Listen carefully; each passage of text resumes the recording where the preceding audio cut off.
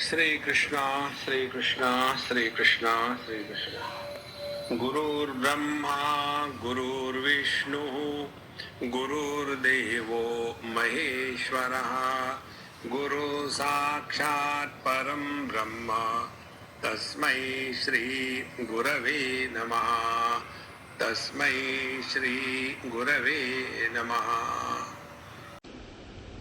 हमारे शास्त्रों में अनेक विषय हैं, जैसे सृष्टि की उत्पत्ति, जीवों की गति, स्वर्ग नरक की स्थिति, आत्मचिंतन इत्यादि। इन सब का प्रयोजन केवल अपने स्वरूप को पहचानने में है। सृष्टि का वर्णन जो आता है वो सृष्टि निर्माण हुई ये बताने के लिए नहीं, प्रयोजन है सृष्टि के वर्णन के प्रसंग के द्वारा हम अपने स्वरूप को पहचानें। उसी प्रकार से हम जो जीव भाव से इस जगत में रहते हैं, इसका तात्पर्य जीव नाम की कोई वस्तु है ये सिद्ध करने में नहीं है। जीव का जो आधार है, तत्व है, सत्य है, वह परमात्मा है ये समझने के लिए। उसी प्रकार से ईश्वर की जो हम भक्ति करते हैं भक्ति मार्ग में, उस ईश्वर की भक्ति करने का तात्पर्य ईश्वर को या भगवान को अपने से दूर ढकेलने में नहीं है, बल्कि वह परमात्मा अंतर्यामी रूप से हमारा ही स्वरूप है ये समझने के लिए। और इसीलिए कपिल भगवान ने अपनी माताजी को यह पुरुष और प्रकृति का जो विवेक बताया है, उसका तात्पर्य प्रकृति को अपने नियंत्रण में रख करके पुरुष का जो स्वरूप है उसको पहचानने के लिए। और इस प्रसंग में उन्होंने बताया परमात्मा अपनी अव्यक्त अचिंत्य शक्ति के साथ जब कहा जाता है तो उसी परमात्मा को ईश्वर कहते हैं। और इस परमात्मा की प्रेरणा से त्रिगुणात्मिका साम्यावस्था में रहने वाली जो प्रकृति है, उस प्रकृति में क्षोभ उत्पन्न हो जाता है और इस क्षोभित प्रकृति को कहते हैं महत्तत्व। लेकिन इस महत्तत्व में अभी सत्वगुण के सिवा रजस और तमस इनका अभी प्रादुर्भाव नहीं हुआ पूर्ण रूप से। और ये होने के पश्चात फिर ये जो महत्तत्व है इसी को उन्होंने कहा है वासुदेव। तो प्रकृति उसके परमात्मा के संकल्प के कारण, इच्छा के कारण उसमें क्षोभ हुआ तो प्रकृति को महत्तत्व कहा।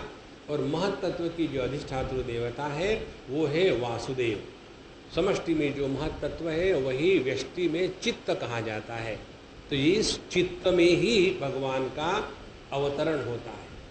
इसीलिए यह चित्त भगवान के निवास का स्थान है। उसके पश्चात इस सत्व गुणमयी महत्तत्व की फिर आगे की स्थिति आती है, वही फिर भगवान के ही इच्छा से इसमें विकार निर्माण हो करके अहंकार निर्माण हो जाता है। और ये जो अहंकार है ये फिर तीन प्रकार का है, सात्विक, राजसिक, तामसिक। तो जो सात्विक अहंकार है जिसको वैकारिक अहंकार कहते हैं, उसमें उसके द्वारा यह मन इत्यादि निर्माण होते हैं। और उसके जो अधिष्ठातृ देवता है वो है संकर्षण भगवान, जिसको हम भगवान विष्णु के चित्र में देखते हैं 1000 फन वाले नाग। उसके पश्चात इस अहंकार का ही जो रूप है कर्तृत्वाभिमान आता है अधिष्ठातृ देवता के माध्यम से, और करणत्व आता है इंद्रियों के माध्यम से, और कार्यत्व आता है पंचमहाभूतों के माध्यम से। इस प्रकार से इस सत्व, रजस और तमस तीन प्रकार के अहंकार से यह जगत का निर्माण, जगत के प्राप्ति के जो इंद्रिय है उसका निर्माण, और इंद्रियों का जो राजा है मन उसका निर्माण, और उसका नियंत्रण करने वाले जो बुद्धि है उसका निर्माण, ये सभी उसी अहंकार के विकार हैं। यहाँ तक हमने कल देखा।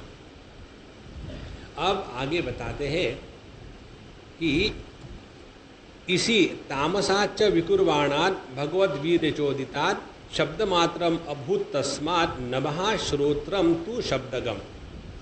इसके पश्चात ये जो तामसिक अहंकार है, इस तामसिक अहंकार के विकार के कारण भगवान की इच्छा से भगवत वीर्यचोदितात्, भगवान के द्वारा उनकी इच्छा से, उनके शक्ति के, उनके बल के द्वारा, उनके काल स्वरूप के द्वारा इस तामसिक अहंकार में क्षोभ निर्माण होता है, और उसके कारण सबसे पहले निर्माण होता है आकाश तत्व।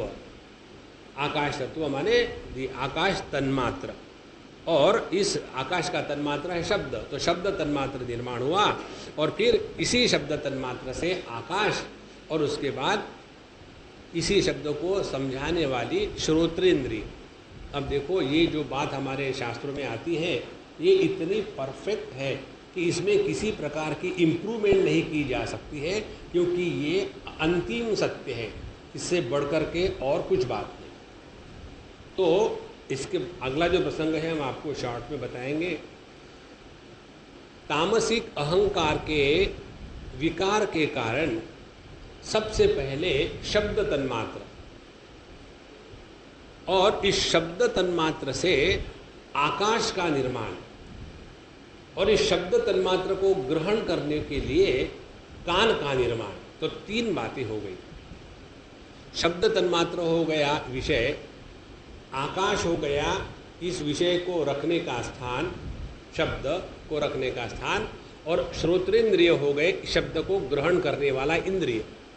इस प्रकार से ये तीन बातें, विषय, विषय का स्थान और विषय को ग्रहण करने वाली इंद्रिय, ये सभी के सभी इस तामसिक अहंकार के क्षोभ के कारण निर्माण हुए। तो पहले आकाश तत्व निर्माण हुआ, और फिर ये शब्द का क्या तात्पर्य है, तो वस्तु विषयों का ज्ञान कराने के लिए, किसी को बुलाने के लिए, और इस प्रकार से शब्द के लक्षण है। और आकाश का लक्षण क्या है, अवकाशात आकाश, जो सबको जगा दे उसको आकाश कहते हैं। इस प्रकार से प्राण, इंद्रिय, मन इत्यादि सभी की सभी जो वृत्तियाँ विकार है, ये सभी आकाश में ही रहने वाली है। इस प्रकार से पहला अहंकार का जो विकार है, तामसिक अहंकार का, वो आकाश, शब्द और श्रवणेन्द्रिय। इसीलिए शब्द परमात्मा का पड़ोसी है, क्योंकि अहंकार की पहली उत्पत्ति है आकाश, शब्द तन्मात्र। इसीलिए नाद ब्रह्म की साधना बहुत सूक्ष्म और महत्व की मानी गई है। तो पहले हम आते हैं यहाँ, उसके पश्चात फिर भगवान की काल गति के प्रभाव के कारण यह आकाश, शब्द तन्मात्रा इत्यादि जो है, तो शब्द तन्मात्रा में विकार आकर के फिर स्पर्श तन्मात्रा निर्माण हुआ, स्पर्श तन्मात्रा से वायु निर्माण हुआ, और वायु और स्पर्श तन्मात्रा इन दोनों का ज्ञान होने के लिए फिर हमारा त्वगेंद्रिय, हमारी चमड़ी निर्माण हुई, ताकि हमारे स्किन के द्वारा, चमड़ी के द्वारा, त्वचा के द्वारा हमको स्पर्श का ज्ञान होता है। अब देखो कैसे एक एक आ रहा है। तो सबसे पहला शब्द तन्मात्र, फिर स्पर्श तन्मात्र, शब्द स्पर्श, और फिर इसके बाद इस शब्द स्पर्श तन्मात्र में भगवान की इच्छा से फिर उसमें क्षोभ होने के कारण इसी स्पर्श तन्मात्र से रूप तन्मात्र या तेज तन्मात्र निर्माण हुआ, और तेज तन्मात्र को ग्रहण करने वाला चक्षु इंद्रिय, और उसको रखने के लिए जो स्थान है वो अग्नि या तेज। इस प्रकार से तीसरी स्थिति हुई, और फिर उसमें क्षोभ होने के बाद तेज तन्मात्र में विकार होने के पश्चात फिर उसमें से निकला रस तन्मात्र, रस तन्मात्र का आधार है जल, और इसको ग्रहण करने वाला इंद्रिय है रसना। और फिर इस रस तन्मात्र में क्षोभ होने के बाद हुआ गंध तन्मात्र, और गंध तन्मात्र का आधार है पृथ्वी, और उसको ग्रहण करने का इंद्रिय है घ्राणेन्द्रिय नाक। इस प्रकार से पंच तन्मात्रों से पंच विषय और पंच उनके आधार आकाश इत्यादि, और उनको ग्रहण करने वाले पंच ज्ञानेन्द्रिय, इस प्रकार से इसको प्रपंच कहते हैं। प्रपंच माने पांच का विस्तार, पची विस्तार है। तो ये पांच ज्ञानेन्द्रिय, पांच विषय, पांच पंच महाभूत इत्यादि निर्माण हो गए। और इस प्रकार से हम पृथ्वी तक आ गए। और फिर आगे कहते हैं 47वें श्लोक में, नभो गुणो विशेषोर्थो यस्य तत्श्रोत्र उच्यते वायुर्गुणो विशेषोर्थो तस्य तत्स्पर्शनम विदुः। तो आकाश का जो गुण है शब्द, उसको ग्रहण करने वाले इंद्रियों को श्रोत्र कहते हैं, और वायु का जो विशेष गुण है स्पर्श, उसको ग्रहण करने वाला त्वगेंद्रिय है। इस प्रकार से प्रत्येक विषय को ग्रहण करने वाले उसके उतने उतने इंद्रिय है। तो ये होने के पश्चात फिर कहते हैं 50, तो ये पांच इंद्रिय क्लियर हो गए, और पांच इंद्रियों के पांच विषय और पांच विषयों के पांच अधिष्ठान, ये होने के पश्चात कहते हैं तो भगवान ने इस प्रकार से ये प्रकृति के क्षोभ के कारण 7 बातें निर्माण हुई। तो पंच महाभूत, महत्तत्व और अहंकार, ये 7 बातें निर्माण हुई।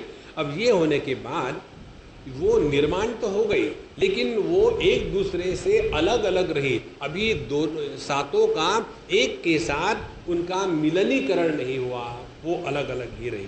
तो भगवान ने उसमें अदृष्ट और काल और सत्व गुण, इनके साथ उसमें प्रवेश किया।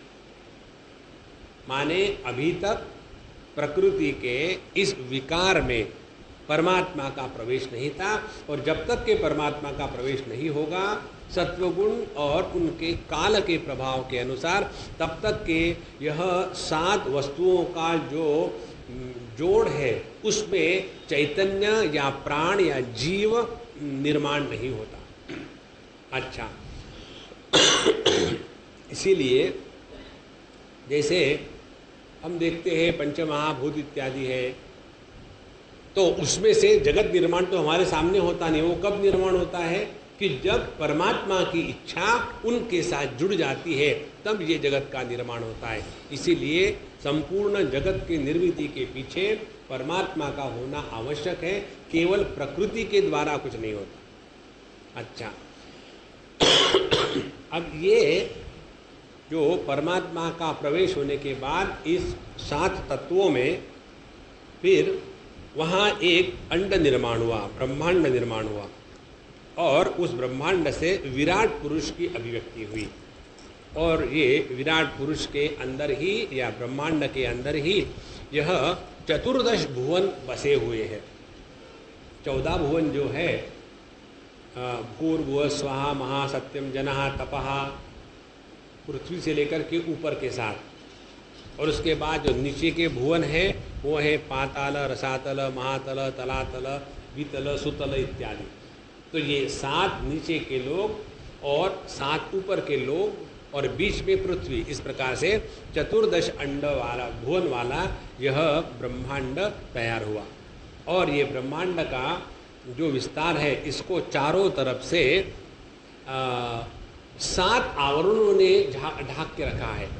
तो पहला आवरण है जल का, दूसरा आवरण है अग्नि का, तीसरा वायु का, चौथा आकाश का, पांचवा अहंकार का, छठवां महत्तत्व का, और उसके परे है प्रकृति का। तो जब तक के हम इन आवरणों का भेदन नहीं करेंगे, और इन्हीं आवरणों के भेदन के लिए योग शास्त्र में बताते हैं षट चक्र भेदन, जो व्यष्टि में 6 चक्रों का भेदन करके कुंडलिनी की जागृति है, उसी को समष्टि में इस ब्रह्मांड के जो 6 आवरण है उसको भेद करके जाना कहा जाता है। अच्छा, इसीलिए योग शास्त्र का जिन्होंने किया है अभ्यास, जिन्होंने साधना करी है, उनके जीवन में हमारे संत ज्ञानेश्वर के अनेक अभंग हैं। उन अभंगों में इन सब चीज़ों का वर्णन आता है। किस प्रकार से पहले जो है जल तत्व का चक्र भेद करने के बाद कौन सी अनुभूतियाँ आती हैं, उसी को वरुण देवता का राज्य कहते हैं। उसके बाद हम अग्नि तत्व का चक्र का भेदन करते हैं, तब कौन सी अनुभूतियाँ आती है। तो इस प्रकार से अंड और ब्रह्मांड दोनों का एकत्व प्रस्थापित हो जाता है। और ये 6 जो आवरण है, उससे बाहर का आवरण है फिर प्रकृति का।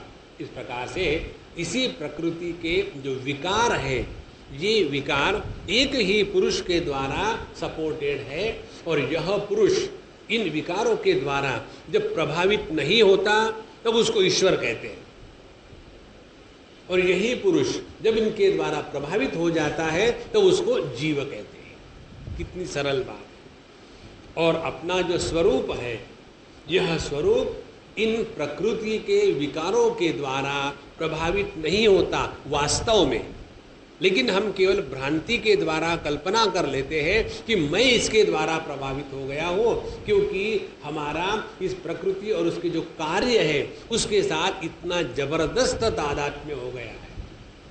तो पूरी की पूरी जो साधना है हमारी, वो साधना किस लिए है? केवल एक ही चीज़ के लिए, अपने आप को इस प्रकृति के तादात्म्य से बचाए।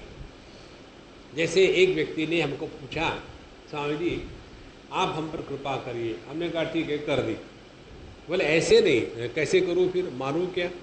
बोले नहीं, मैं सिगरेट नहीं छोड़ सकता, तो आप मेरी सिगरेट छुड़वा दीजिए। तो हमने कहा महाराज, जब सिगरेट पीना शुरू किया तब मुझे पूछा था क्या?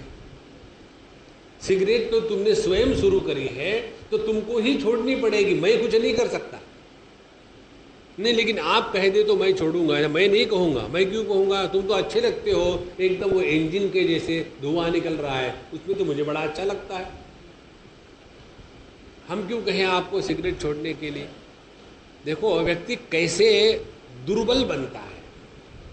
ये दिल्ली की बात है और एक अम्मा की बात है, आदमी की नहीं। हमको वो कह रहे थे, स्वामी जी आप तो जानते मैं सिगरेट पीती हूँ ना। हाँ जानता हूँ। बोले आप मुझे कहते क्यों नहीं बंद करने के लिए? मैं क्यों कहूँ? सिगरेट आपकी है, मुंह आपका है, पैसा आपका है, धुआं पब्लिक का है, तो व्हाई शुड आई से? बोले नहीं, आप कहने से बंद करेंगे। I said I don't want you to become a weakling. देखो गुरु वो है जो शिष्य को गुरुत्व प्रदान करे। शिष्य को गुलाम बना के रखने वाले गुरु नहीं होते, वो महागुरु होते हैं। हमको स्वातंत्र की प्राप्ति करनी है। स्वातंत्र की प्राप्ति तब होती है जब हम किसी के गुलाम नहीं रहते। इसीलिए क्लैव्यम मास्मगम पार्थ, अपने आप को नपुंसक न बनावे, अपनी मेहनत से साधना करके आगे बढ़े। अन्यथा बस आपकी कृपा होगी तब होगा, और आपकी कृपा होगी कब? तब पता नहीं कब होगी। अच्छा, फिर आराम से बैठे। माने हमको ही लगन नहीं है। जब हमको लगन नहीं है तो भगवान को क्या पड़ी है? इसीलिए यह जो 6 आवरणों का जगत है, इसका भेदन करना, इसके लिए सब कुछ बताए। अच्छा महाराज, उसके पश्चात बताते हैं कि उस कारण जड़ से ये जो विराट पुरुष है वो उठ गया, और उठने के बाद उसने इधर उधर देखा और फिर कारणवारी में प्रवेश किया। और कारणवारी में प्रवेश करने के पश्चात फिर उसमें इच्छाओं का निर्माण हुआ, और उन इच्छाओं के निर्माण के कारण जैसे फिर अब बहुत सुंदर वर्णन है, उदाहरण से बताते एक दो आपको कि उसमें अनेक प्रकार के हिरण्मयात अंडकोशात उत्थाय सलिलेशयान तमाविश्य महादेवो बहुधा निर्विवेदखम। फिर उन्होंने उस अंड में जो विराट पुरुष निर्माण हुआ और उठा और फिर पानी में प्रवेश किया, तो उस अंडे में से धीरे धीरे छेद निर्माण होने लग गए। कौन से छेद निर्माण हुए? सबसे पहले निर्माण हुआ, मुख प्रकट हुआ, और मुख प्रकट होने के बाद उसमें वाक इंद्रिय निर्माण हो गई। वाक इंद्रिय माने बोलने वाली इंद्रिय, जिह्वा। केवल जिह्वा नहीं, जिह्वा, तालु, कंठ, हमारे होठ, ये सभी के सभी 8 स्थान हैं। इन सबको मिला करके वाक इंद्रिय कहते हैं। तो वाक इंद्रिय निर्माण हुआ और उसकी जो अधिष्ठातृ देवता है अग्नि का निर्माण हुआ। इस प्रकार से ये जो पहले बताया था कि सभी के सभी भिन्न भिन्न देवता अग्नि विषय निर्माण हुए थे, वो बिखरे हुए थे और वो संपूर्ण व्याप्त थे। लेकिन फिर इस महापुरुष या विराट पुरुष में जब इच्छा करी भगवान की प्रेरणा से, तो उसमें फिर धीरे धीरे एक एक इंद्रिय का निर्माण होने लग गया। ध्यान से सुनना, हमारे संपूर्ण देह में सभी इंद्रिय व्याप्त है। ऐसा नहीं कि हमारी जिह्वा या हमारा जो वाग इंद्रिय है वो केवल मुख में ही है, संपूर्ण जगत देह में व्याप्त है।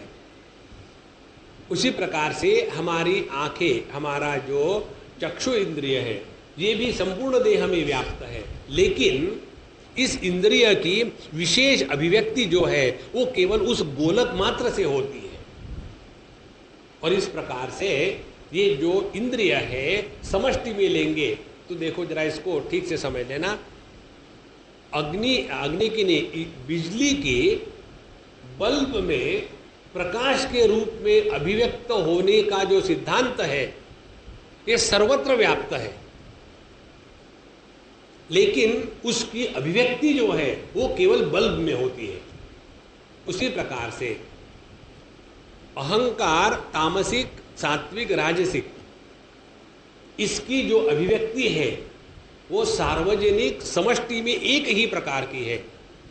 और इसीलिए प्रत्येक प्राणी के आंखों से दिखता ही है।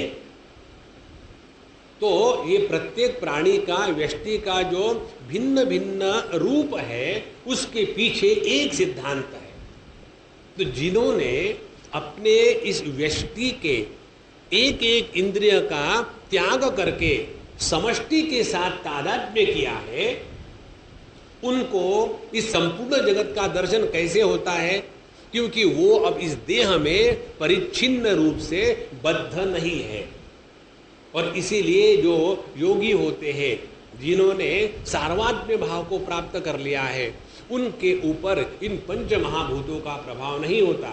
एक उदाहरण आपको दे, हमारे शिरडी बाबा की पोथी आप यदि पढ़ते हो कभी, तो उसमें आता है कि जब वो खिचड़ी बनाते थे और बड़ी जोर से पानी उबल रही है, उसमें चावल दाल डाल दिया है और उसको जब ढोलना होता है तो उस समय वो सीधा अपना हाथ बाह ऊपर करके डाल करके ऐसा घुमाते थे। उस समय उनको अग्नि स्पर्श नहीं करता था। कारण क्या है? कारण कि उन्होंने अग्नि तत्व के साथ एकत्व कर लिया था।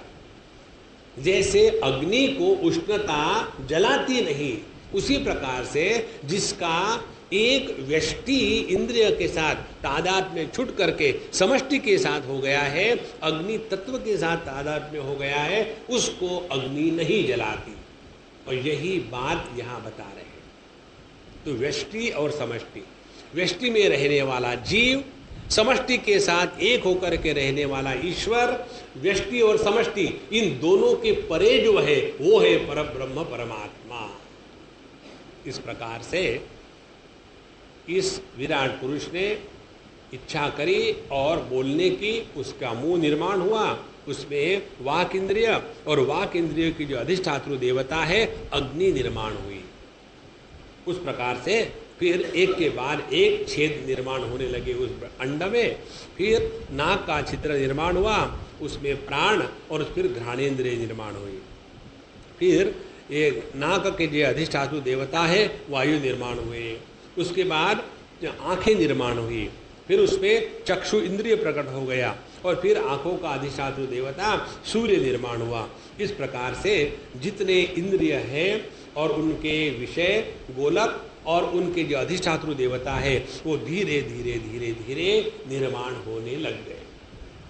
अब मुझे ये पता नहीं, लेकिन मुझे ऐसे लगता है कि ये जो निर्माण होने की प्रक्रिया बताते हैं अंड में, भागवत महापुराण में, इसी प्रक्रिया के अनुसार और इसी सीक्वेंस में जब माँ के गर्भ में वो बच्चा होता है तो धीरे धीरे उसमें भी इसी सीक्वेंस में ये सब बातें निर्माण होती हैं। और ये जब बातें निर्माण हो गई उसके बाद क्या हुआ, बड़ा सुंदर विषय है ये। उसके बाद कहते हैं 62वें श्लोक से तो सभी के सभी निर्माण हो गए। और फिर कहते हैं माने सभी ज्ञानेंद्रिय कर्मेंद्रिय, उसके बाद अहंकार और अहंकार की सब अभिमानी देवता मन बुद्धि चित्त ये सब निर्माण हो गए। उसके बाद कहते हैं कि एते ही अभ्युत्थिता देवा नैवास्योत्थापने अशकन पुनराविषु खाने तमुत्थापयितुम क्रमात्। तो ये सभी के सभी देवता और सभी के सभी इंद्रिय मन बुद्धि चित्त अहंकार इत्यादि निर्माण होने के बाद भी उस सोए हुए विराट पुरुष को नहीं जगा सके। माने अभी उनमें चैतन्य की अभिव्यक्ति पूर्ण रूप से नहीं हुई ताकि वो उठ करके कुछ काम करने लग जाए, ऐसा हुआ। फिर क्या किया, फिर कहते हैं तो ये जितने भी निर्माण हुए थे अधिष्ठातृ देवता इंद्रिय इत्यादि, फिर उन्होंने अपने स्थानों में प्रवेश करना शुरू कर दिया। तो अंडे से मुख खुला, अग्नि देवता और वाक इंद्रिय वो निर्माण हुआ। तो वाक इंद्रिय माने समष्टि की बात चल रही है। तो ये जो सिद्धांत है, principle of speech, that principle of speech was created, then the principle of vision was created, then the principle of smell was created। तो ये सभी के सभी सिद्धांत रूप से समष्टि रूप से निर्माण हो गए। और फिर भी देखा कि ये जो अंड में रहने वाला जो विराट पुरुष है ये जगा नहीं, तो उसको जगाने के लिए जो जो निर्माण हुए थे देवता और इंद्रिय, फिर उन्होंने उन गोलकों में प्रवेश करना प्रारंभ कर दिया। और पहले फिर उसी क्रम से वाणी देवता ने या अग्नि देवता ने प्रवेश किया और उस विराट पुरुष को उठाने का प्रयत्न किया, लेकिन वो विराट पुरुष नहीं उठा। फिर दूसरे इंद्रिय के देवता ने, तीसरे इंद्रिय के देवता ने, ऐसा करते करते प्रत्येक इंद्रिय उसके अधिष्ठातृ देवता ने उन गोलकों में प्रवेश किया, लेकिन फिर भी यह विराट पुरुष जैसा का तैसा जड़ रूप में पड़ा रहा। अभी उस पर चेतना या जान या प्राण अभी नहीं निर्माण हुए। और अब 70वें श्लोक में कहते हैं इसी अध्याय के, कहते हैं चित्तेन हृदयं चैत्यः क्षेत्रज्ञः प्राविशद यदा विराट तदैव पुरुषः सलिलाद उदतिष्ठत। और जब उस विराट देह में जो चित्त के अधिष्ठातृ देवता है वासुदेव, उसके साथ जब क्षेत्रज्ञ ने उस हृदय में प्रवेश किया, तब वह विराट पुरुष उस जल से उठ के खड़ा हो गया। इसको कहते हैं जीव का गर्भ में प्रवेश होना। जब माँ के गर्भ में वो शरीर बढ़ रहा है, पहले माँ और पिताजी इन दोनों के बीज इकट्ठे हुए और उसके बाद वो प्रकृति के ही विकारों से धीरे धीरे धीरे धीरे फिर उसमें भिन्न भिन्न सिस्टम्स निर्माण होने लग जाती है। फिर उसमें मुख निर्माण होता है, आँखें निर्माण होती है, कान निर्माण होते हैं, फिर भिन्न प्रकार की हड्डियाँ निर्माण हो रही है और फिर उसमें आर्टरीज वेन्स निर्माण हो गई, उसमें ब्लड निर्माण हो गया। ये सब होते होते होते फिर भी उसमें अभी परमात्मा ने क्षेत्रज्ञ रूप से या जीव रूप से प्रवेश नहीं किया, तब तक के उस गर्भ में अभी जीव का प्रवेश नहीं हुआ। इसीलिए हम लोग जो बच्चों को पैदा करते हैं तो बच्चों को हमारे द्वारा सिवा उनके स्थूल देह से कुछ नहीं दे सकते। देखो मनुष्य का जो जीवन चलता है ना, वो देह कैसा है, आंखें कैसी है, नाक कैसा है, बाल कैसे हैं, इस पर नहीं चलता। मनुष्य का जीवन चलता है उसके प्रारब्ध पर, उसके दैव पर। आप देखेंगे कई बार, हमारा एक अनुभव आपको बताए, एक लड़की थी और उसके पिताजी का स्वर्गवास हो गया और लड़की छोटी ही थी, कोई 7-8 साल की होगी, बहुत ही सुंदर दिखने के लिए, इतनी सुंदर कि किसी भी आंखें उसको देखे तो एकदम रुक जाए। और उसके बाद उसके माँ ने शादी करी क्योंकि बच्चों को बड़ा करना था। उसके बाद वो लड़की हो गई 19 साल की और फिर उसकी एक NRI के साथ शादी हुई और मेरे सामने सब हुआ है, स्वामी ने ऐसी लड़की ने, बहुत अच्छा है, बोले ऐसा लड़का है, ऐसा करा। मैंने ठीक ठाक देख लेना, तो शादी करके जाओगी कि कैसे जाओगी? बोले नहीं, हम तो पहले वर्क परमिट पर जाएंगे और फिर वहाँ शादी करेंगे, लेकिन हमारे समझ में तो शादी हो गई। हमने कहा ऐसा गड़बड़ मत किया करो। बोले नहीं, सब ठीक है चलो। और वो चली गई। वहाँ जाने के बाद वो जो उसके जिसके साथ शादी करी थी, उसकी ऑलरेडी शादी हो चुकी थी, वो उसको नौकर के रूप में ले गया, उसको बहुत छला मारा पीटा, और यहाँ आने के बाद 6-7 महीने के बाद यहाँ भी उसको परेशान किया, और फिर उसका अलग डाइवोर्स होकर के फिर अब दूसरी शादी की सुखी है वो। तो अपने जीवन में कौन से प्रसंग आने वाले हैं, ये हम देह के माध्यम से नहीं पकड़ सकते। तो हमारा जो जीवन चलता है वो जीव का जीवन है, देह का जीवन नहीं है। और ये जो जीव है, हमने निर्माण किए हुए देह में प्रवेश करता है। वो प्रवेश होने के बाद फिर ये जो देह है वो सजीव के रूप में अपने गर्भ में बढ़ता है, उसके बाद उस बच्चे का जन्म होता है। इसीलिए इस विराट पुरुष को जगाने के लिए चित्त के अधिष्ठातृ देवता क्षेत्रज्ञ ने चित्त के सहित हृदय में प्रवेश किया। तो चित्तेन हृदय चैत्य क्षेत्रज्ञ प्राविशद यदा, होने के बाद विराट तदैव पुरुष सलिलात उदतिष्ठत, उसी समय वो विराट पुरुष उस सलील से, कारणवारी से, जो भी गर्भ में बच्चा होता है वो भी वो जो पानी होता है थैले में, उसी में पड़ा रहता है। वही बात यहाँ आ रही है समष्टि की और व्यष्टि की। उसमें से वो बच्चा, वो विराट पुरुष उठ गया।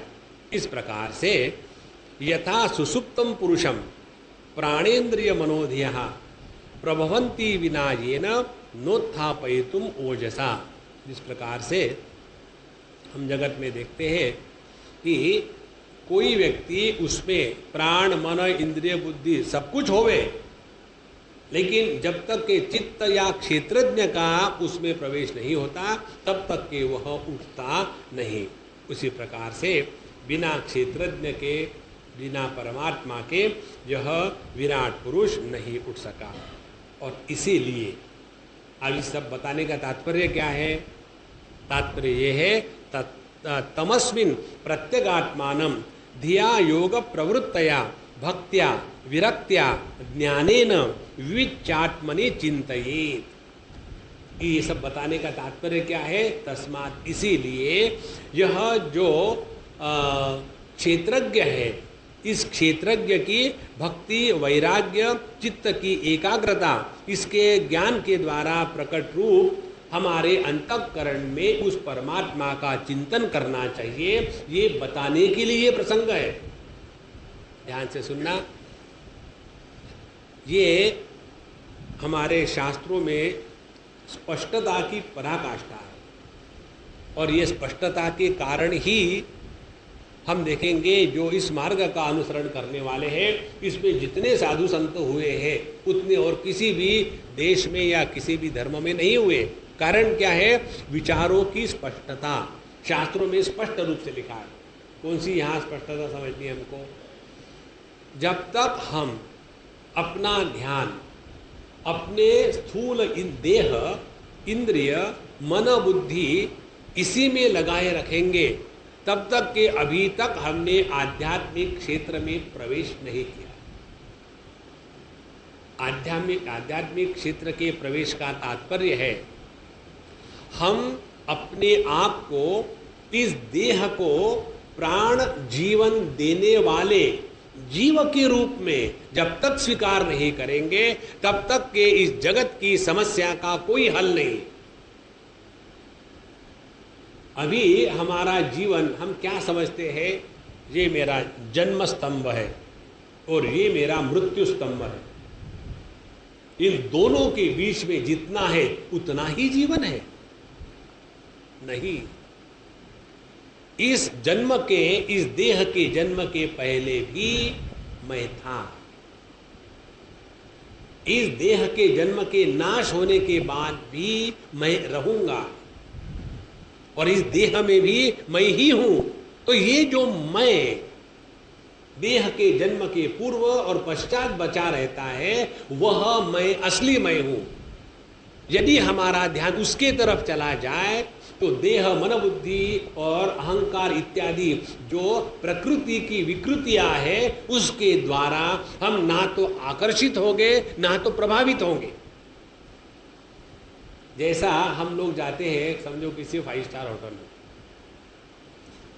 तो 5 स्टार होटल में जाने के पहले भी हम मल्टी स्टार रहने वाले थे।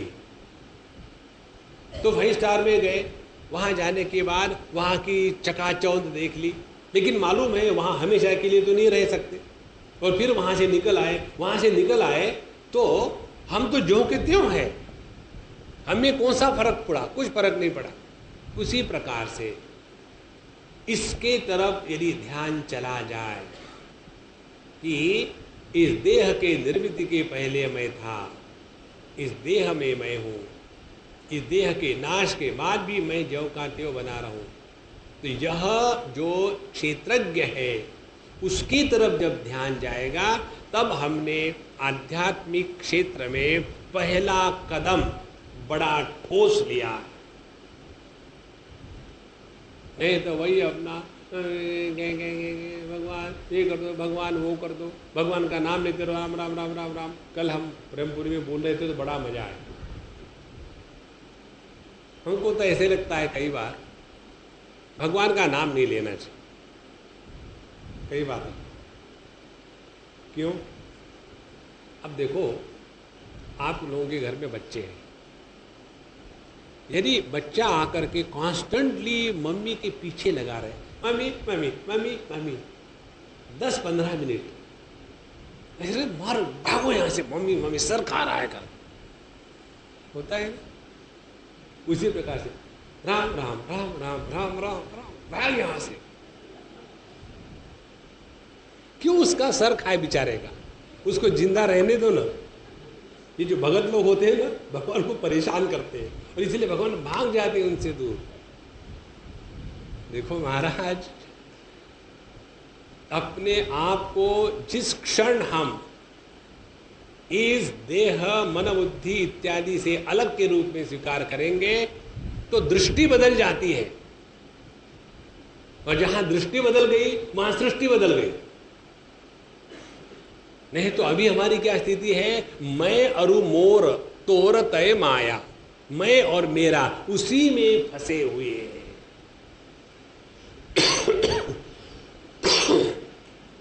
अब देखो ना, ये जो हमारा अनुभव आप लोगों का नहीं हो सकता।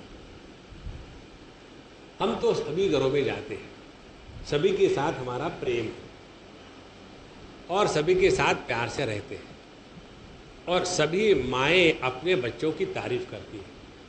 स्वामी जी मेरा ऐसा है, मेरी ऐसी है, वो ऐसा कहता है, ऐसी कहते हैं, हम सुन लेते हैं। अब सब घरों में जाकर के सुनो तो वही डायलॉग, कोई फर्क नहीं। तो समष्टि से देखो तो क्या है, केवल माँ और बच्चा, ये समष्टि के दृष्टि से है।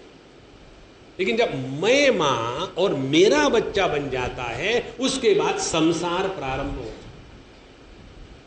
उसी प्रकार से मैं, मेरा देह, मेरी सक्सेस, मेरा सुख, मेरा दुख, इसमें संसार प्रारंभ हो गया। वैसा देखा जाए तो इस जगत में ऐसी कोई वस्तु है ही नहीं कि जो मेरी है। ये समझना माने आध्यात्मिक साधना करना। इसीलिए कहते हैं तमस्मिन् प्रत्यगात्मानं धिया योग प्रवृत्तया अपने बुद्धि को, अपने मन को प्रवृत्ति के द्वारा, माने इस अपने मन को परमात्मा में, प्रत्यगात्मा में लगावे, भक्ति के द्वारा, वैराग्य के द्वारा, और इस पुरुष और प्रकृति के ज्ञान के विवेक के द्वारा उसकी तरफ ध्यान को लगावे और उसी का चिंतन करते रहे। उसका जब चिंतन करेंगे, मालूम है क्या होगा? पहली बात, जीवन से चिंता समाप्त हो जाएगी। परमात्मा के चिंतन से जगत की चिंता समाप्त हो जाती। जो कहते हैं कि हम भगवान के भगत हैं, I believe in God and thereby we oblige God और वॉट, तो भगवान पर विश्वास रखना, भगवान के भगत होना और हमेशा वरीड रहना, चिंता करना, इससे बढ़कर के और भक्ति में कोई व्यभिचार नहीं है। कोई कहे कि हम राजा की रानी हो, तो फिर यहाँ क्यों आए? नहीं, भीख मांगने के लिए आए, भूख लगी थी।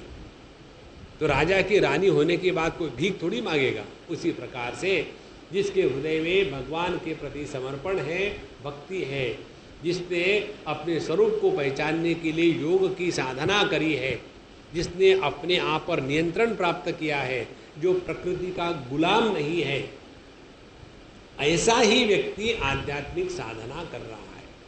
और जो अपने आप को इस जगत में रह करके जगत को सुधारने का प्रयत्न करता है, वह व्यक्ति कभी भी आध्यात्मिक साधक नहीं है। देखो, भगवद गीता के 6वें अध्याय में कल भगवान ने बताया था, परमात्मा उसको समझो मिल ही गया। जैसे समझो हम लोग आते हैं, अभी हम आ रहे थे जोहान्सबर्ग से, साउथ अफ्रीका से, काफ़ी लंबी फ्लाइट है, 8 घंटे की। अब बैठे बैठे 1 घंटे की 1.5 घंटे की फ्लाइट ठीक है, 8 घंटे की बड़ी बोर हो जाती है। तो फिर वहाँ बैठे रहे और फिर रात का समय बाहर देखो तो अपना ही चित्र दिखता है, क्योंकि अंधेरा है चारों तरफ, लाइट तो है नहीं।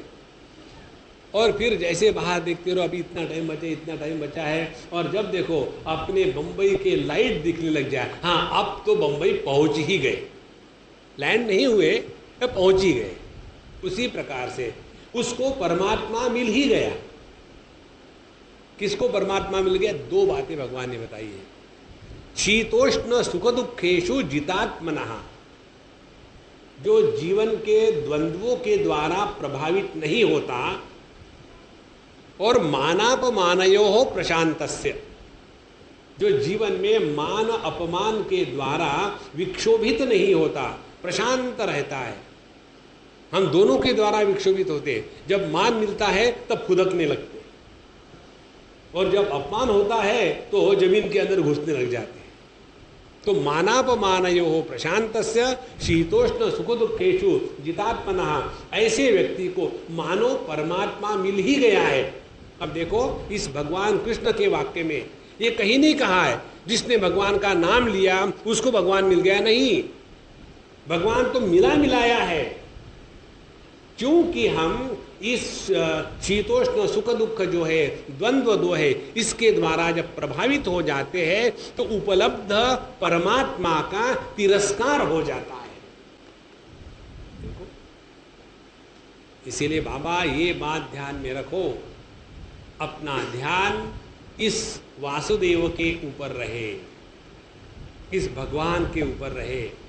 ये क्षेत्रज्ञ जिसके कारण ये देह में सब कुछ हो सकता है, उसके ऊपर रखें। एक आपको होमवर्क हम देते हैं, उसका उत्तर हम नहीं बताएंगे, शायद पिछली बार दिया था लेकिन आप भूल गए होंगे, फिर देता हूँ।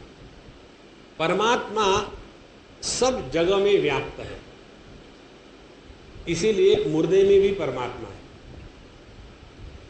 और जिंदे देह में भी परमात्मा है।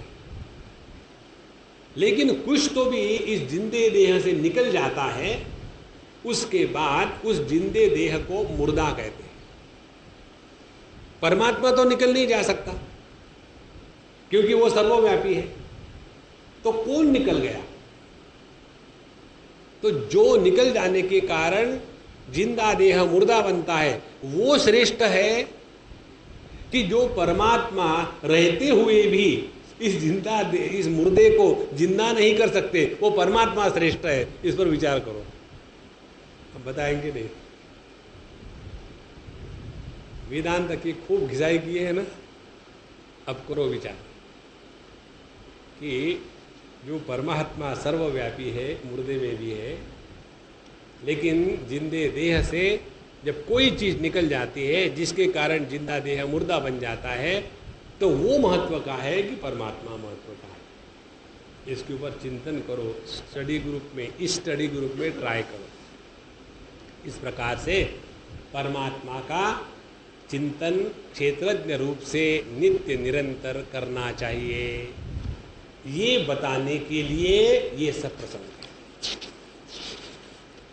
ये इसलिए नहीं बताया भगवान कपिल ने कि देखो mummy, do you know I know so much. बच्चों का होता है मम्मी के ऊपर रूप मारने के लिए, mummy you don't know anything, my miss told me. Body means what? और उसकी मम्मी को वो डॉक्टर नहीं है, और वो बच्चा कहता है do you know what is body?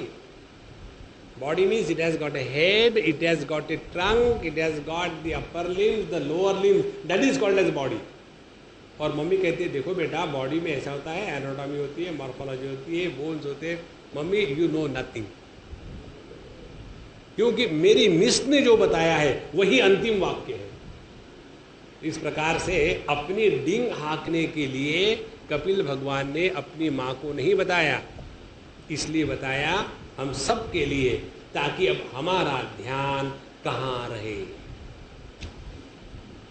अपने ध्यान को इस चित्त में ले आवे, और इसी चित्त में परमात्मा का आविर्भाव होता है। जितना हमारा ध्यान इस चित्त में उपलब्ध वासुदेव की तरफ जाएगा, उतना यह जगत और जगत की समस्याएं हमको प्रभावित नहीं करेगी। और ऐसा व्यक्ति जो जगत के द्वारा प्रभावित नहीं होता, ऐसा ही व्यक्ति मनुष्य कहलाने के लायक है, ऐसा ही व्यक्ति नर कहलाने के लायक है। बाकी के वानर, आपने देखा हो वानर जो होते हैं एक क्षण चुप नहीं बैठेंगे, कहीं ना कहीं खुजरू चल ही रहा है। उसी प्रकार से हमारा ऐसा क्यों शांत बैठो ना मनुष्य के जैसा। एक बहुत बड़े महात्मा हो गए, 108 साल तक जिंदा रहे, इसीलिए बड़े महात्मा। तो उनके पास एक जवान लड़का होगा, कोई 30 साल का, 30-32 साल का, बहुत विद्वान, एक बड़े मैगजीन का संपादक, और उसकी पढ़ाई लिखाई शास्त्रों में अप्रतिम, वेदांत के सभी सिद्धांत पर भाषण दे सकता था ऐसा। और वो निकला नर्मदा की प्रदक्षिणा करने के लिए। दिमाग में वैराग्य आया, सब छोड़ छाड़ करके एक लंगोटी लगाई, एक गमछा और एक गमछा ऊपर निकला, और इस महात्मा के सामने से जा रहा था। तो महात्मा बाबा जी अपने पेड़ के नीचे बैठे हैं, कोई हाईटेक स्वामी नहीं थे, आराम से बैठे सुखी थे। और ये जब जा रहा था तो इसने देखा कि ये तो अनपढ़ गवार बैरागी बाबा, इसको क्या आता है। तो दूर से ही देखा, नमस्कार भी नहीं किया, चला गया। और ये महात्मा जी अपने दूसरे मित्र को कहते, देखो बेवकूफ़ जा रहा है, आया मेरे ही पास, लेकिन पहचाना नहीं मुझे, अभी आएगा 1 घंटे में वापस। फिर वो वापस उनके संकल्प से आ गए। आने के बाद उसने नमस्कार करके ओब्लाइज किया। इसीलिए कई बार हमको लोग नमस्कार करते हैं ना, तो हम कहते थैंक यू वेरी मच। तो कहते हैं कि स्वामी जी आपने थैंक यू क्यों कहा? क्योंकि बाबा बड़ा मुश्किल से तो नमस्कार किया है, इसीलिए थैंक यू कही ही दो।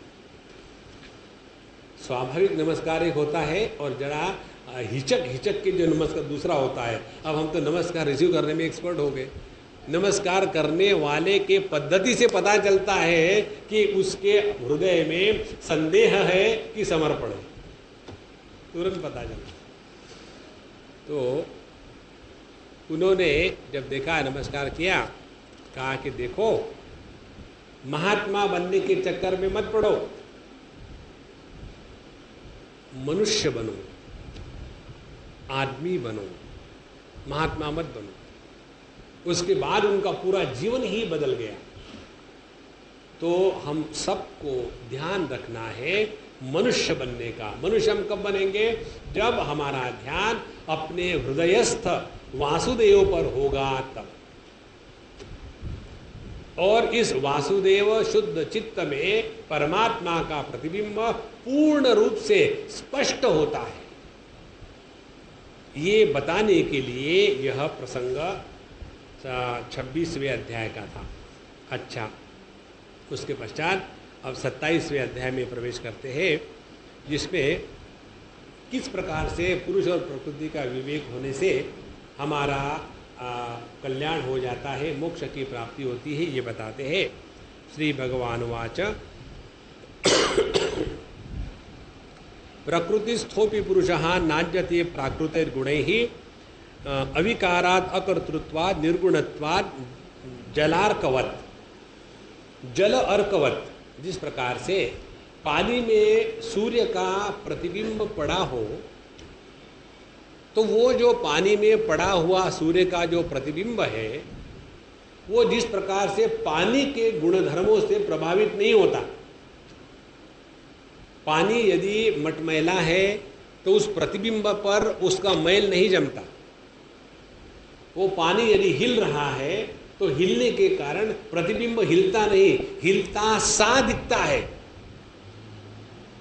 उसी प्रकार से कहते हैं कि इस प्रकृति में, चित्त में परमात्मा का जो प्रतिबिंब है और जिसके कारण जीव भाव की निर्मिति होती है, यह क्षेत्रज्ञ, यह जीव भाव जो असल में परमात्मा का प्रतिबिंब है, इस प्रकृति में रहते हुए भी प्रकृति के द्वारा प्रभावित नहीं होता। इसको स्पष्ट समझ लो बाबा, बहुत ही महत्व का विषय है। जैसे पानी में समझो, हमने एक बार, बहुत पुरानी बात है, किसी लेक के बगल में बैठे हुए थे, मॉर्निंग का लेक्चर था, एकदम शांत प्रकृति थी, कोई नहीं था वहाँ, हम अकेले थे। और वहाँ जब देखे तो वहाँ एक कहीं खंबा गड़ा हुआ था और खंबे का प्रतिबिंब नीचे पानी में, और इतना शांत 100% रिफ्लेक्शन। अब हमारे दिमाग में विचार आया, ये जो प्रतिबिंब है इसकी क्या स्थिति है? तो क्या इस प्रतिबिंब को हम चक्कू से काट सकते हैं? नहीं। यदि उस प्रतिबिंब को हम देखेंगे, पानी को हिला दिया तो प्रतिबिंब हिल रहा ऐसा लगता है, भले लगता हो लेकिन प्रतिबिंब हिलता नहीं। उसी प्रकार से हम इस देह में रहते हुए भी, चाहे ध्यान से सुनना, चाहे जीव भाव से रहे या परमात्मा भाव से रहे, दोनों ही परिस्थिति में प्रकृति का हम पर कोई भी प्रभाव नहीं होता। जो प्रकाशक होता है वो प्रभावित नहीं होता।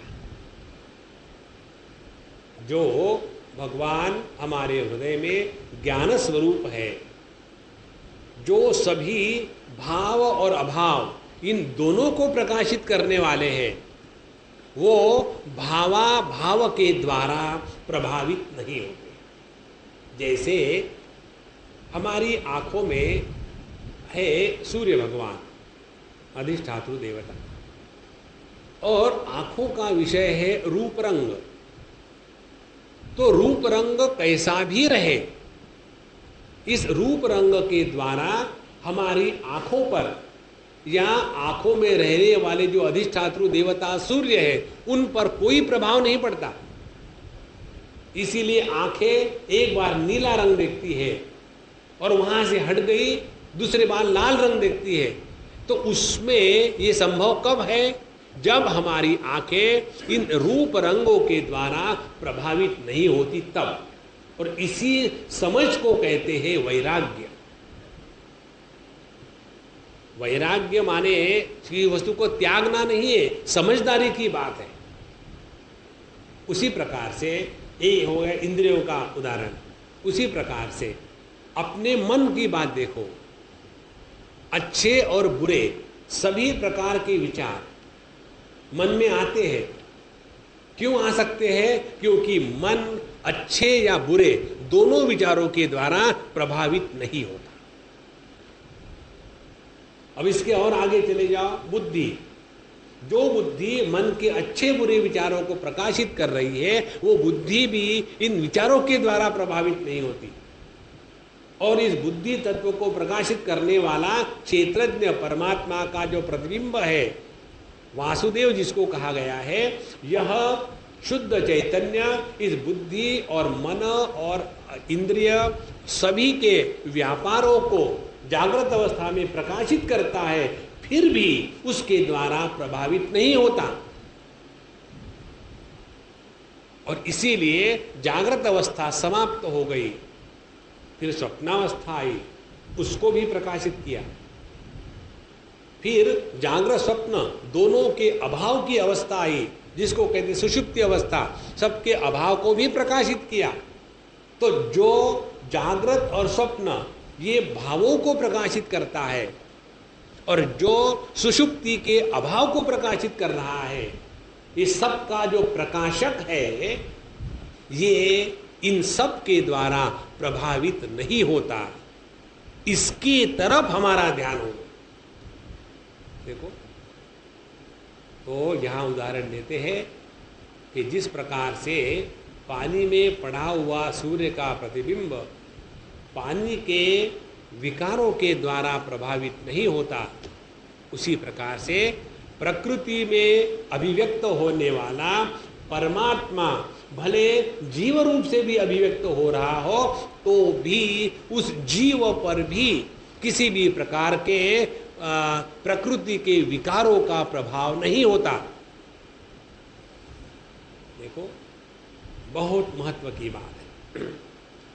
और इसीलिए सुख दुख पाप पुण्य ये सब चीजें हमसे कोई मतलब नहीं रखती।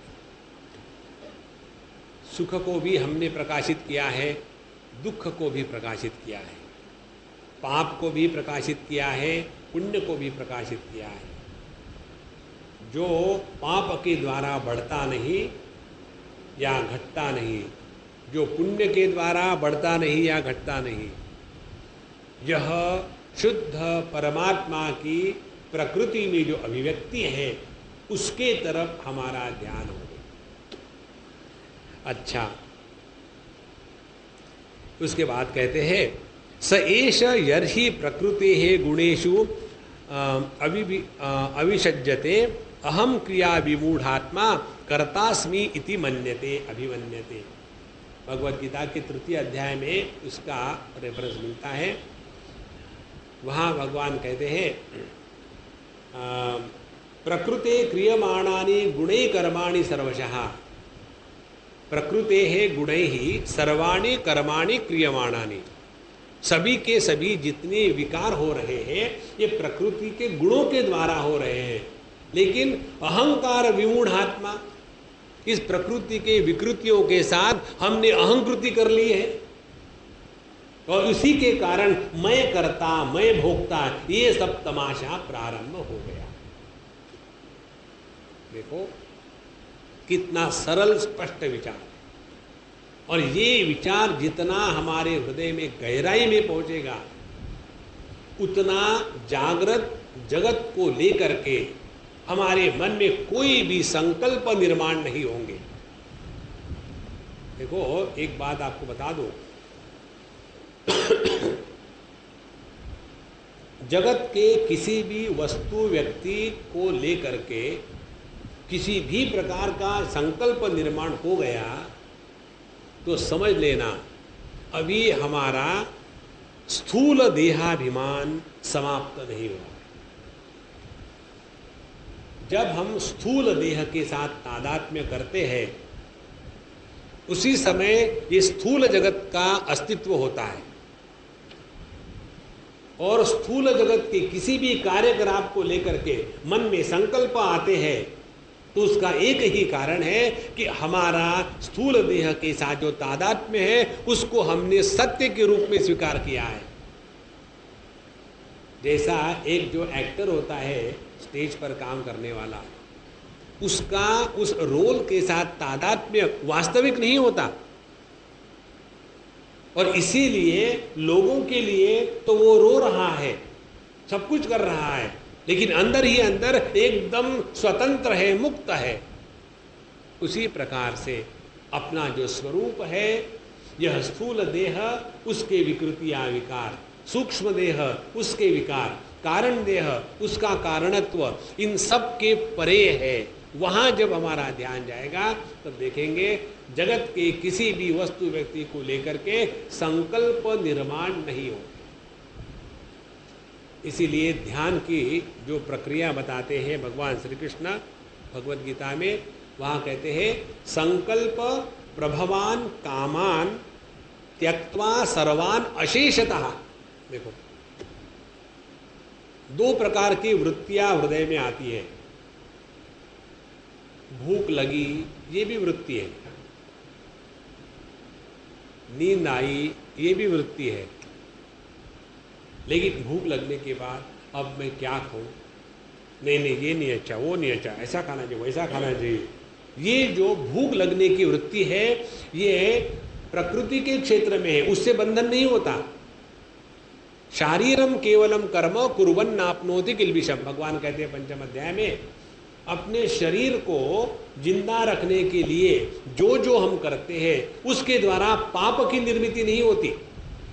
जैसे भूख लगी तो खाना खाया तो पाप थोड़ी लगा, कोई परेशानी भी नहीं, लेकिन खाना खाना है, भूख लगी है, उसके बाद ये खाओ कि वो हमको ये नहीं अच्छा था, हमको वो नहीं अच्छा था, क्या वहां से संकल्प शुरू हो गए। तो जो दुख का कारण है वो संकल्प का कारण है, वो वृत्तियों का नहीं है। इसीलिए यहाँ बताते हैं कि हम केवल संकल्प के कारण इस देह के साथ तादात्म्य करते हैं, और उसके बाद मैं और मेरा, मैं करता, मैं भोगता, ये सब लग जाता है। और आगे कहते हैं तेन संसार पदवीं अवशेषोभ्य अति निवृत्तः प्रासंगिक ही कर्म दोष ही सदसन्मिश्र योनिषु।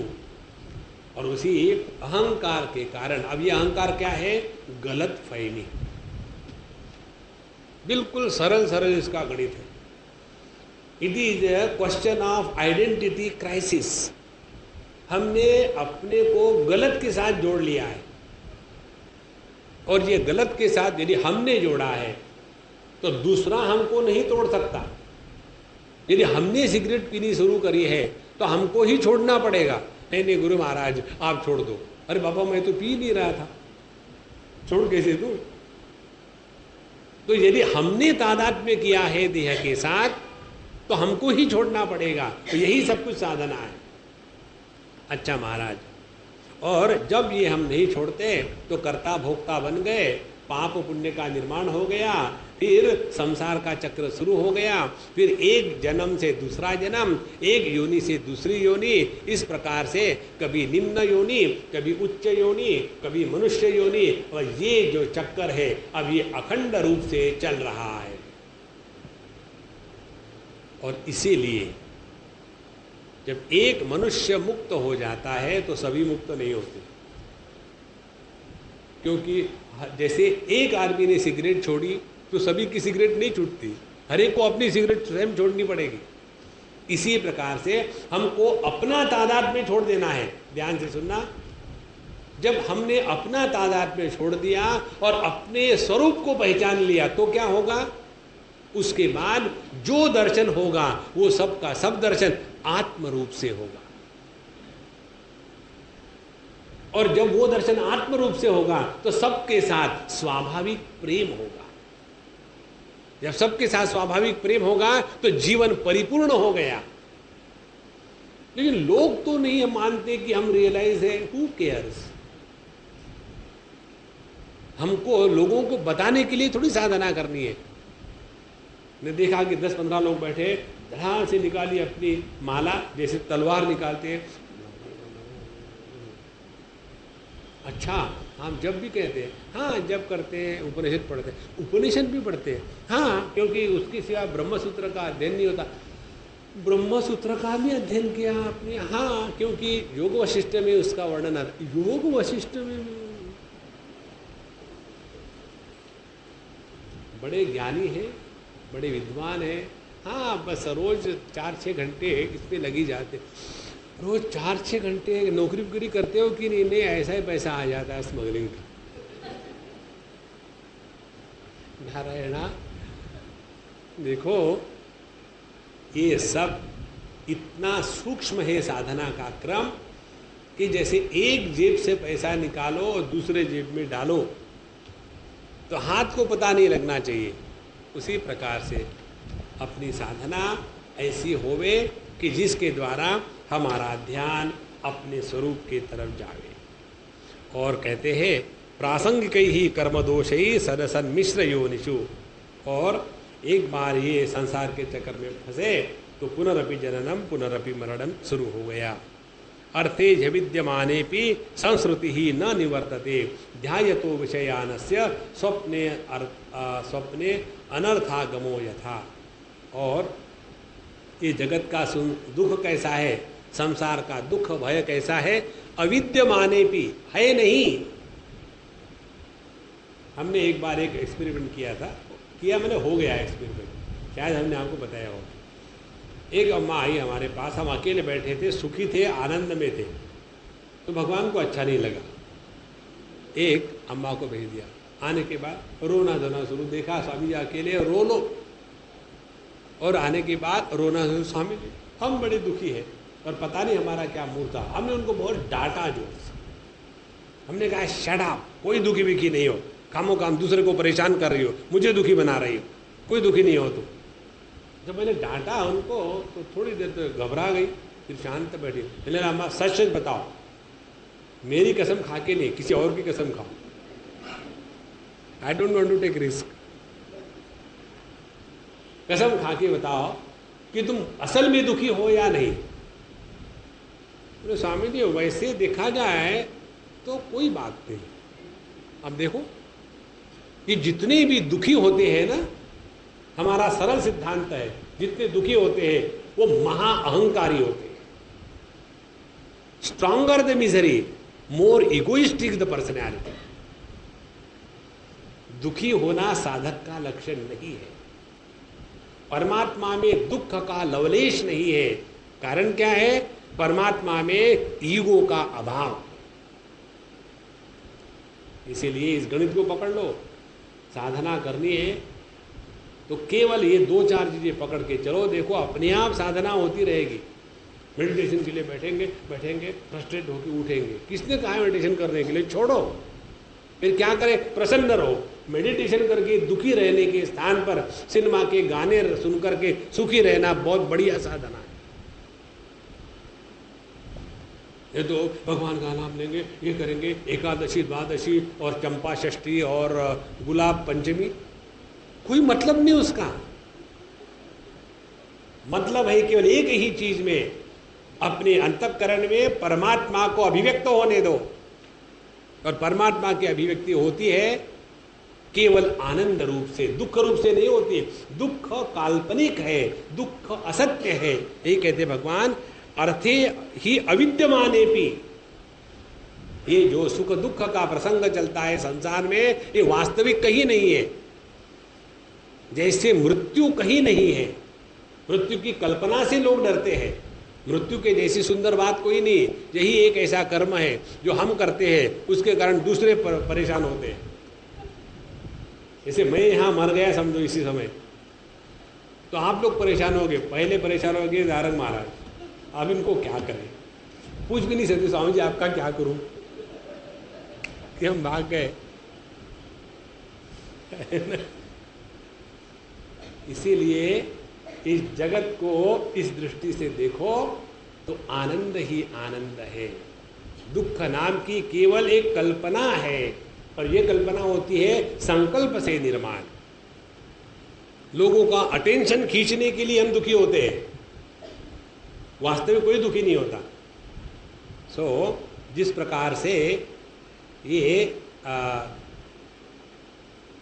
अपने स्वप्न की स्थिति है, स्वप्न में इतना सुख दुख आया और उठ गए, उठने के बाद क्या स्वप्न के सुख दुख को लेकर के रोते रहेंगे? हाँ, हम तो रोते हैं। फिर आप तो बहुत ही अविद्या में निष्ठा प्राप्त कर चुके हो।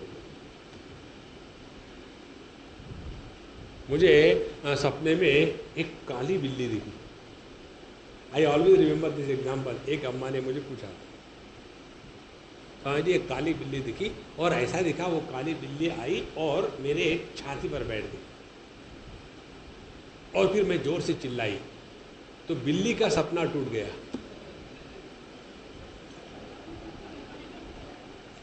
क्योंकि देखो, ये बड़ा आनंद का विषय है, दुख कहीं नहीं है इसमें। तो मैं क्या करूं? तो हमने कहा, देखो अम्मा, ये बहुत भयानक सपन है, अपशकुन है।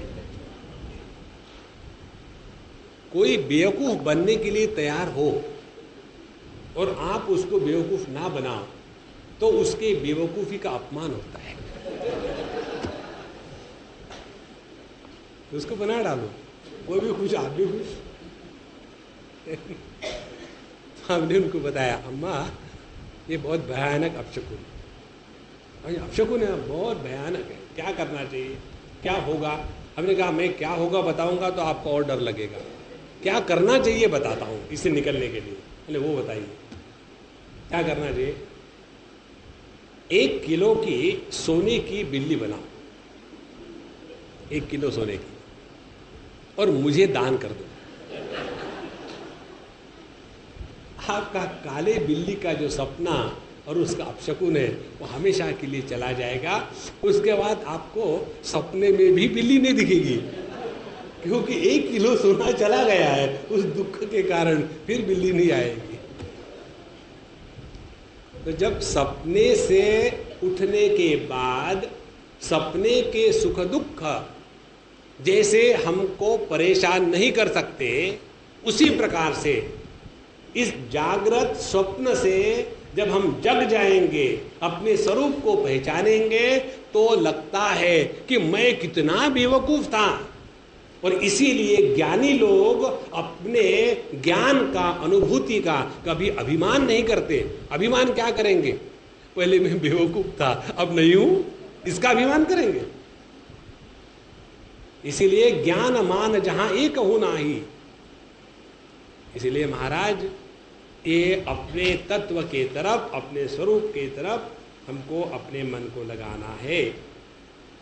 और अतः एव शनहि चित्तम प्रसक्तम असताम पथि भक्ति योगी न तीव्रेण विरक्त्या च नयेत वशम। इसलिए जो हमारा मन है, हमारा चित्त है, प्रसक्तम असताम पथि, असताम पथि माने इस असत जगत में इतना आसक्त हो गया है, वहां से शनै ही धीरे धीरे अपने मन को हटाओ। कैसे हटाओ? उसके लिए बताते हैं, तीव्रेण भक्ति योगेन। भक्ति योग तीव्र हो, हमारा भक्ति योग मंद है। कई कन्याओं के नाम भी होते हैं मंदा, डल विटेड, पता नहीं कैसे नाम रखते, मंदा, आशा, अपेक्षा, संचित। एक गुजराती अम्मा आई थी, उसके बच्चे ने नमस्कार किया, स्वामी जी मेरा लड़का, इसका नाम क्या है? संचित। मैंने कहा प्रारब्ध का क्या हो? संचित भी कोई नाम है रखने का? संचित, प्रारब्ध, आगामी, 3 बच्चे, 3 बच्चों के 3 नाम रख दिए। श्री कृष्णा। तो तीव्रेन भक्ति योगेन, भक्ति योग में तीव्रता का तात्पर्य है कि परमात्मा के सिवा बाकी किसी भी वस्तु में इंटरेस्ट आना बंद होना,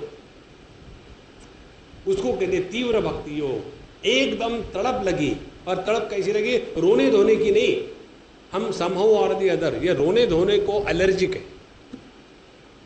देखो, रोने धोने से भक्ति नहीं होती, भक्ति होती है प्रसन्न रहने से। भगवान का स्मरण जो करेगा वो रोएगा थोड़ी, वो तो प्रसन्न होगा।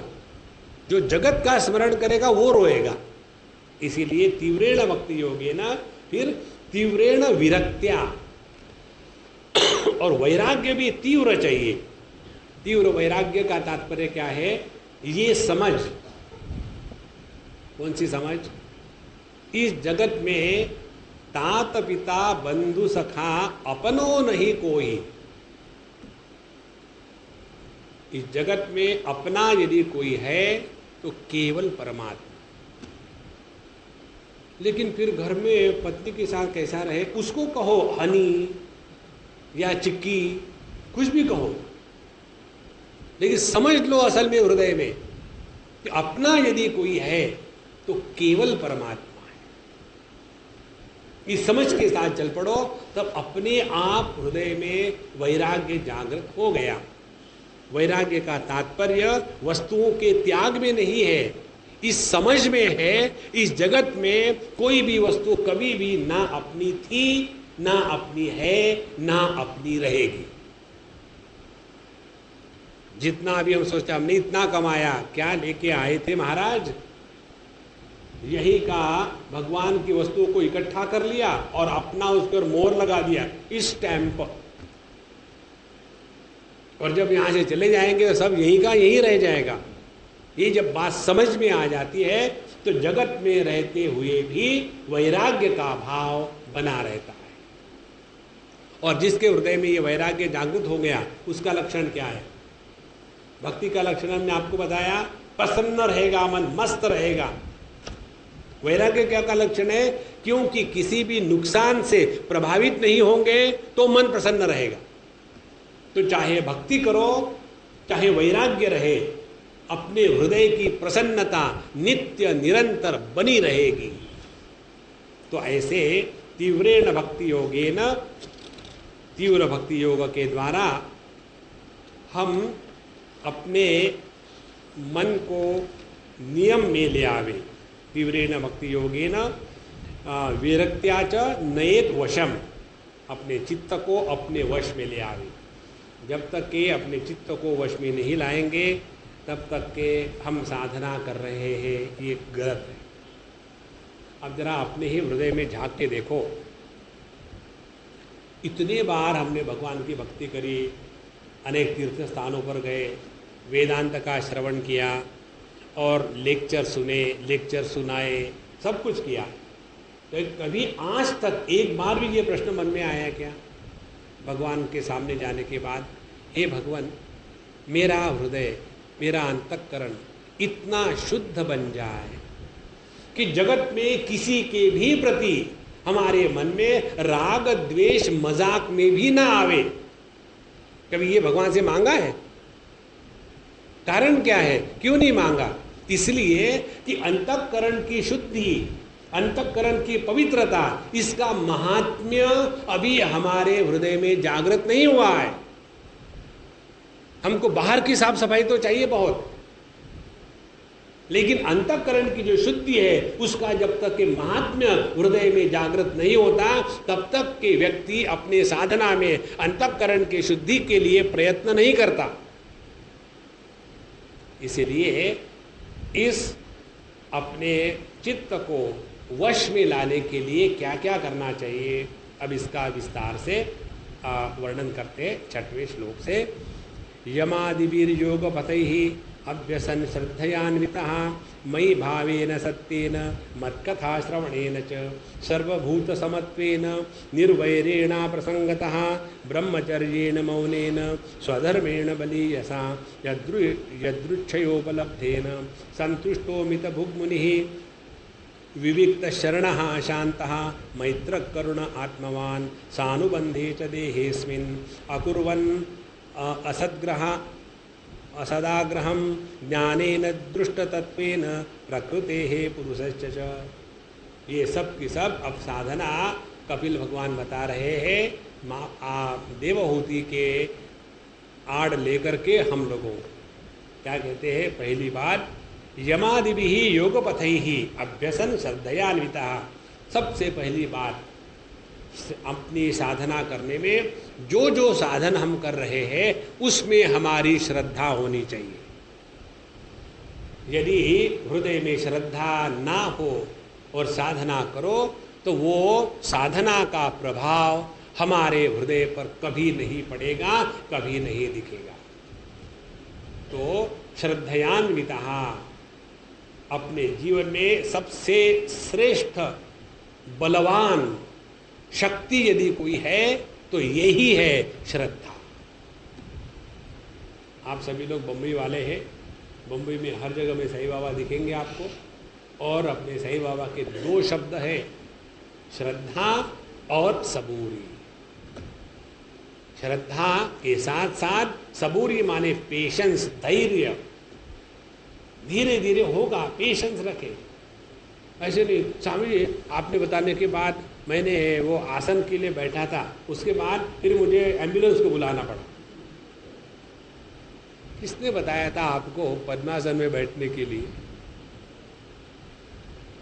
धीरे धीरे होगा। Never do anything too much हरीडली, have patience.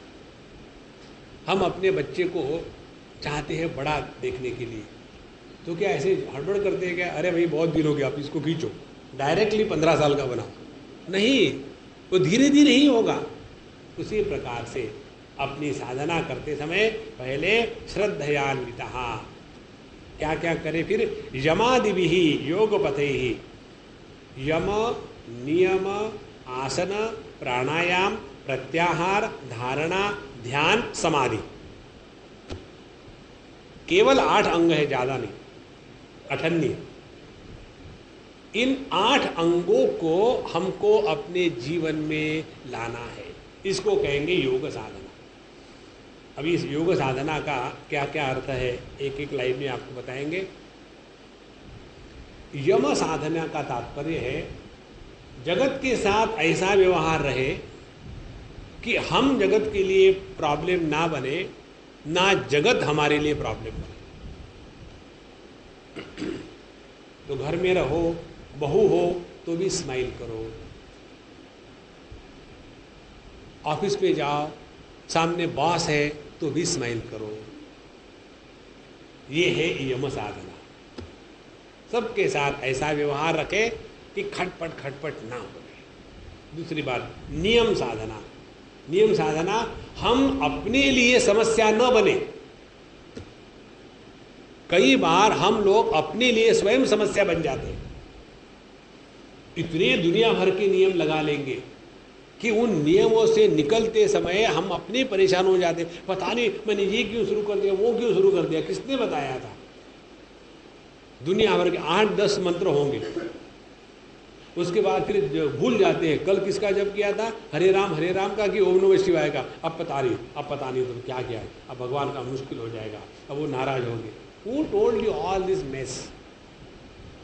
तो अपने नियम ऐसे हो कि अपने नियमों के कारण स्वयं दुखी ना हो। कई बार आदमी जब ये स्पिरिचुअल हिस्टेरिया में आ जाता है ना, तब बड़े झटके के साथ नियम ले लेता है। रोज हम 36 माला करेंगे क्योंकि गुरु ने मुझे बताया था। तुमको मैंने 36 बार बताया लेकिन तुम माला नहीं जपते हो। अच्छा गुरु महाराज समझ में आ गया क्या, अब मैं 36 बार माला जपूंगा। अरे राम राम। और फिर मंत्र भी छोटा है कि ओम ओम ओम ओम ओम ओम ओम। हाँ, मंत्र भी छोटा नहीं लिया, लंबा मंत्र नहीं। हरे राम राम राम हरे हरे, हरे कृष्ण कृष्ण कृष्ण हरे हरे। फिर मन में संदेह आ गया। ये इस्कॉन वाले कहते हैं पहले हरे कृष्ण, और गुरु महाराज ने कहा पहले हरे राम। अब राम को पहले लाओ कि कृष्ण को पहले लाओ, झगड़ा सुन। ऐसे नियमों के द्वारा हम अपना सत्यानाश कर लेते। इसीलिए अपना जीवन ऐसा होवे कि हम अपने लिए समस्या ना बने। यम नियम। तीसरी बात, आसन। आसन का तात्पर्य 64 आसन नहीं करने। आसन का तात्पर्य है एक आसन में कम से कम आधे घंटे तक बिना हिले बैठ सके। नहीं तो कंटिन्यू हिलते रहेंगे, मिर्ची रख दो तो चटनी तैयार हो जाएगी। हाँ, एक आसन में स्थिर आसन होकर के बैठे। उसके बाद प्राणायाम। प्राणायाम का तात्पर्य है अपने श्वासों का जो आवागमन है उसमें संतुलन बना रहे। उसमें संतुलन तब बना रहता है कि जब हमारी जगत की जो क्रियाएं है वो उटपटांग नहीं होती तब। फिर प्रत्याहार माने स्वाभाविक जगत से उपरत होने की क्षमता। किसी ने कहा अब तुम यहां से जाओ, तब जाएंगे। हाँ, उसके पहले समय देना चाहिए कि जगत से स्वयं होकर के उपरत हो जाए। फिर धारणा, अपने मन को एक स्थान पर बांधने की साधना। फिर ध्यान, अपने मन को एक वस्तु में लगाने की साधना। और समाधि, अपने मन को एक वस्तु एक ध्यान में लंबे समय तक लगाने की साधना। ये 8 अंग हमको अपने जीवन में करने हैं, तब जाकर के हमारा चित्त एकाग्र होगा, अपने वश में आएगा। इसके अगली जो बात है वो हम कल देखेंगे। ओम पूर्णमदः पूर्णमिदं पूर्णात् पूर्णमुदच्यते पूर्णस्य पूर्णमादाय पूर्णमेवावशिष्यते। ओम शांति शांति शांति। हरि ओम। श्री गुरुभ्यो नमः। हरि ओम।